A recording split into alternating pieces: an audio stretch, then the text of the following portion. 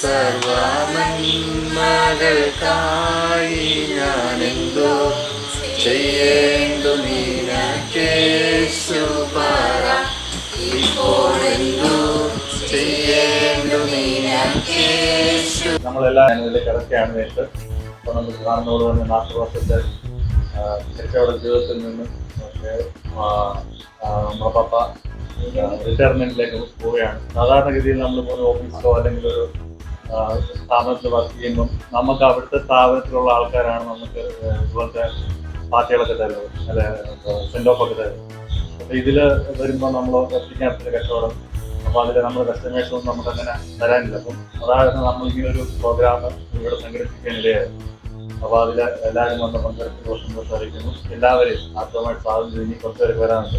അവരൊക്കെ ഓൺലൈനിലാണ്. അപ്പോൾ അവരെ എല്ലാവരുടെയും അഭാവത്തിൽ എല്ലാവരുടെയും നാമത്തിൽ ഞാൻ സ്വാഗതം ചെയ്യുകയാണ്. അപ്പം റിട്ടയർമെന്റ് ലൈഫിലേക്ക് പ്രവേശിക്കുന്ന കാലെടുത്ത് വെക്കുന്ന നമ്മുടെ പപ്പായ്ക്ക് പപ്പായുടെ മൂത്ത കൊച്ചുമകൻ ഹാരാർപ്പണം നടത്തുന്നതായിരിക്കും ഇപ്പോൾ.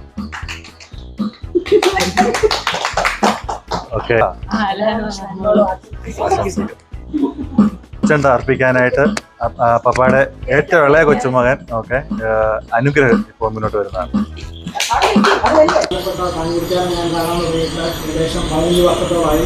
അന്ന് തൊട്ട് വരെ സാൻകുട്ടിച്ചായനെ ഒരേ രീതിയിലാണ് സാൻകുട്ടിച്ചായനെ കൊടുത്തി. യാതൊരു വ്യത്യാസമില്ല. പിന്നെ ഈ നീണ്ട 40 വർഷക്കാലം ഒരു ബിസിനസ് ചെയ്യുവാന്ന് പറഞ്ഞൊരു വലിയൊരു കാര്യം തന്നെയാണ്. മക്കളെ നല്ല രീതിയിൽ പഠിപ്പിച്ച് നല്ല പേരിലാക്കി അറ്റായ ദൈവത്തിൻ്റെ എല്ലാവിധ അനുഗ്രഹങ്ങളും ഇനി ധാരാളമായി ഉണ്ടാക്കുക.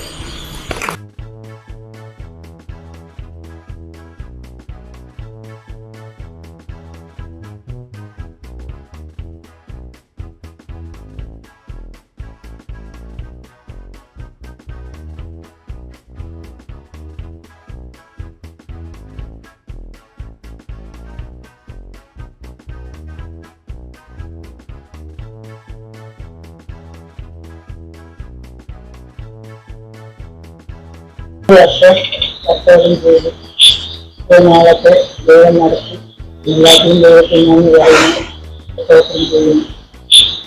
മക്കളൊക്കെ വളർത്താനൊക്കെ ദൈവം സഹായിച്ചു. നന്മകൾ അനുഭവിക്കാനൊക്കെ ദൈവം നമുക്ക് ഒഴിവാക്കി. എല്ലാത്തിനായിട്ടും ഞങ്ങൾ ദൈവത്തിന് നന്ദി പറയും. എല്ലാവരും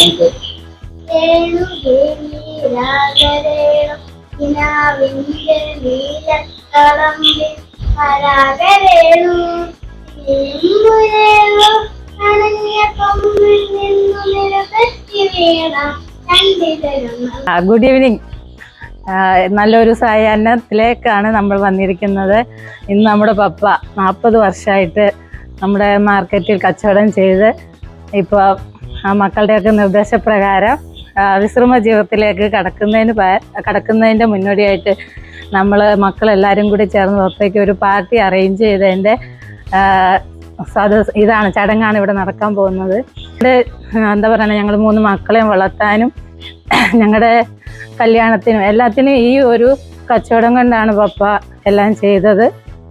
ആദ്യമൊക്കെ ഇല്ലേ ചെറുനാരങ്ങ മാത്രമായിരുന്നു പപ്പയുടെ കച്ചവടം. പിന്നെയാണ് പുതുതായിട്ട് ഓരോ കാര്യങ്ങൾ ആഡ് ചെയ്താണ് ഇത്രത്തോളം ഒരു ഇതിലെത്തിയത്. ആദ്യത്തെയൊക്കെ കാലങ്ങളിൽ ഞങ്ങൾ ഇതും കൊണ്ട് മാത്രമായിരുന്നു ജീവിച്ചിരുന്നത്. വേറെ ഒരു വരുമാനവും ഉണ്ടായിരുന്നില്ല. എന്നിട്ടും എല്ലാം നല്ല രീതിയിൽ ദൈവം നടത്തി. ഒരു എന്താ പറയണേ, കഷ്ടപ്പാടുകൾ ഉണ്ടായിരുന്നെങ്കിലും ഞങ്ങളിൽ അത്യാവശ്യം നല്ല രീതിയിൽ തന്നെയായിരുന്നു ഞങ്ങളെ പപ്പയും മമ്മിയും വളർത്തിയത്. ഞങ്ങൾക്ക് ആവശ്യമുള്ളതെല്ലാം ഞങ്ങൾക്ക് കിട്ടിയിരുന്നു. അത്ര ലാവിഷല്ലെന്നുണ്ടെങ്കിലും ഞങ്ങൾക്ക് വേണ്ട കാര്യങ്ങളൊക്കെ ഞങ്ങളുടെ പേരൻസ് ചെയ്തു തന്നു. അതൊക്കെ ഈ ഒരു വരുമാനത്തിൽ നിന്നായിരുന്നു.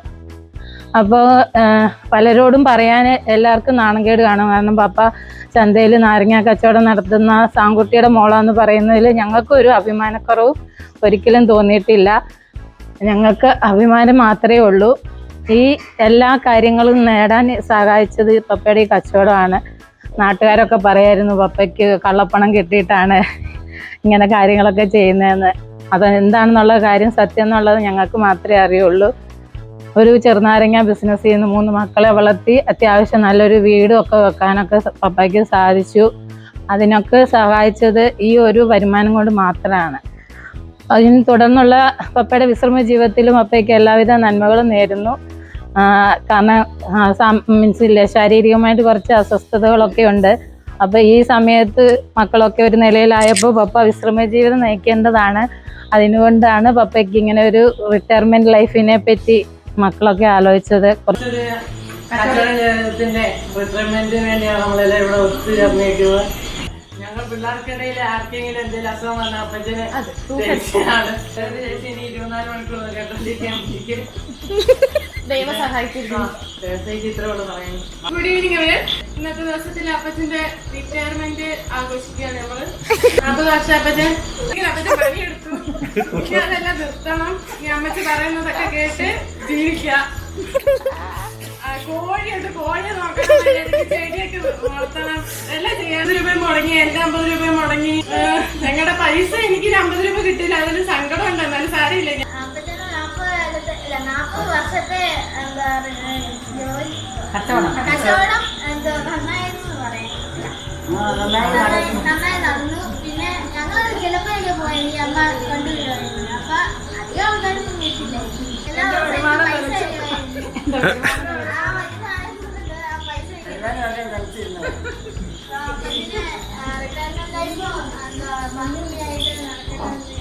അപ്പം 40 വർഷത്തെ ഇങ്ങനെ ഒരു ലൈഫ് കിട്ടിയതിൽ പപ്പ ദൈവത്തെ സ്തുതിക്കണം. എനിക്കിങ്ങനെ ഒരു അനുഭവം ആദ്യമായിട്ടാണ്. ഞാൻ ഈ റിട്ടയർമെന്റ് ഇതുവരെ കൂടിയിട്ടില്ല. അപ്പം ഇങ്ങനെ ഒരു ഇതിൽ പങ്കാളികളാവാൻ നമുക്ക് ലഭിച്ച ഭാഗ്യത്തിന് നമുക്ക് നന്ദി പറയാം. പപ്പയുടെ മുന്നോട്ടുള്ള ജീവിതം ദൈവത്തിന്റെ കൃപയും കരുതലും ഉണ്ടാവട്ടെ എന്ന് പ്രാർത്ഥിക്കുന്നു. ഓക്കെ.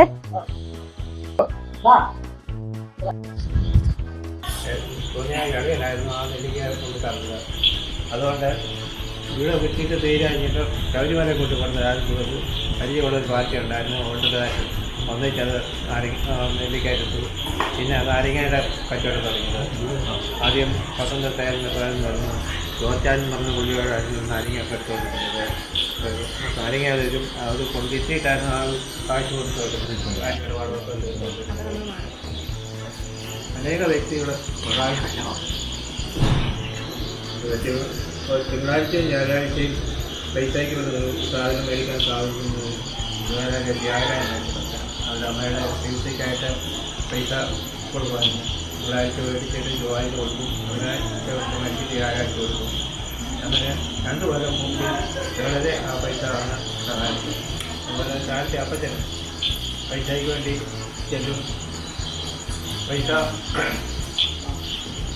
അപ്പം ഞാൻ പറയും എൻ്റെയൊന്നും പൈസ ഇല്ല, ഇവിടെ എന്നെ വരുമാനമാണ്. അവിടെ അപേക്ഷ എടുത്തോണ്ട് അപ്പച്ചൻ്റെ കൊടുക്കും, അപ്പച്ചനാ പൈസ തരും. അങ്ങനെ ഇൻഷുറൻസ് വായും അങ്ങനെ അപ്പച്ചൻ 2-3 കൊല്ലം പൈസ സഹായിച്ചിട്ടുണ്ട്. വ്യക്തികളായാലും പലരിൽ നിന്നും പലരും നല്ല രീതിയിൽ സഹായിച്ചിട്ടുണ്ട്. പലരും ചോദിക്കാതെ ഇവിടെ തന്ന് സഹായിച്ചിട്ടുണ്ട്. ഈ അടുത്ത കാലങ്ങളൊക്കെ ആണെങ്കിലും മാതയിൽ അതിനോടാണെങ്കിലും ബുദ്ധിമുട്ടൊക്കെ ഓടിച്ച് അതുപോലെ ഓടിച്ചോ 10,000 ഒക്കെ മേടിക്കും, ഒരു മണി കൂടാതെ എത്തിക്കുമായിരുന്നു. അതുപോലെ മേടിക്കാനുമാണ് 10,000 ആയാലും 15,000 ആയാലും ഒരു പകുതി പറഞ്ഞിട്ട് പൈസ തരും. ഈയിടെയൊക്കെ അങ്ങനെയായിട്ടും കാര്യങ്ങളൊക്കെ പിന്നെ എടുത്തുകൊണ്ടിരിക്കുക. അപ്പോൾ ഈ അടുത്ത മാത്രമാണെങ്കിൽ സാമ്പത്തികമായിട്ട് ചില ബുദ്ധിമുട്ടൊക്കെ ഉണ്ടായിട്ടും പണയം വെച്ചും കിട്ടിപ്പിടിച്ചും ഒക്കെ ആയിരുന്ന കാര്യങ്ങളുണ്ട്. മുന്നോട്ട് കൊണ്ടുപോകാനാണെങ്കിൽ ഈ അടുത്തിടെയായിട്ട് മുന്നോട്ട് കൊണ്ടുപോകാനായിട്ട് ബുദ്ധിമുട്ടൊക്കെ ഉണ്ടായിരുന്നു. ആ നേരം തിരിച്ചു കിടന്നിട്ട് പൈസ തരാൻ പറഞ്ഞു. പലർക്കും പരിചയിക്കാമെങ്കിലും ഒരു ലക്ഷ്യത്തിക്കുവാനും 20,000 ഉണ്ടായിരുന്നു. ചോദിച്ചപ്പോൾ എങ്ങനെ ഒരുപാട് ദിവസം ചോദിച്ചു. അച്ഛൻ്റെ ഇഷ്ടം പോയിക്കാം 80,000 രൂപ കൂടി കൊടുത്തു. അങ്ങനെ പലരും കിട്ടിയ പൈസ ആണെങ്കിലും 20,000 രൂപ ഉണ്ടായിരുന്നു. 4 പടയും വെച്ചത് 3 ഒക്കെ അവിടെ 1,70,000 രൂപയുടെ ഇടപാട് തിരിച്ചൊന്ന് സഹായിച്ചു. പലപ്പോഴും ചിന്തിച്ചിട്ടുണ്ട് ഇതെങ്ങനെ വിട്ടു.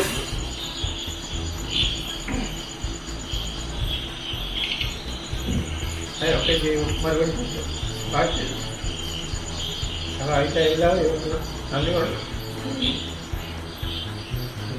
അതുകൊണ്ടൊക്കെ ഈ പോലൊരു മോദനം നന്ദി സഹായിച്ച് എല്ലാവർക്കും നന്ദി രേഖപ്പെടുത്തുന്നു. സഹായിച്ച എല്ലാവരെയും കൃത്യമായി ഓർത്ത് നന്ദി രേഖപ്പെടുത്തും. സാധനങ്ങളൊക്കെ മേടിച്ച് സഹായിച്ചവരെയും ഓർത്ത് കൊടുക്കണം. പലവിധമായി സഹായിച്ചവരെ ഓർത്ത് ഈ സമയത്ത് ഓർത്ത് ദൈവം നടത്തിയ ദിവസത്തെ ഓർത്തിട്ടാണ് എല്ലാം നമ്മൾ നടക്കുന്ന സഹായിച്ച എല്ലാവരെയും ഓർത്ത് ഒരിക്കൽ കൂടി നന്ദി ഓർത്തുകൊണ്ട്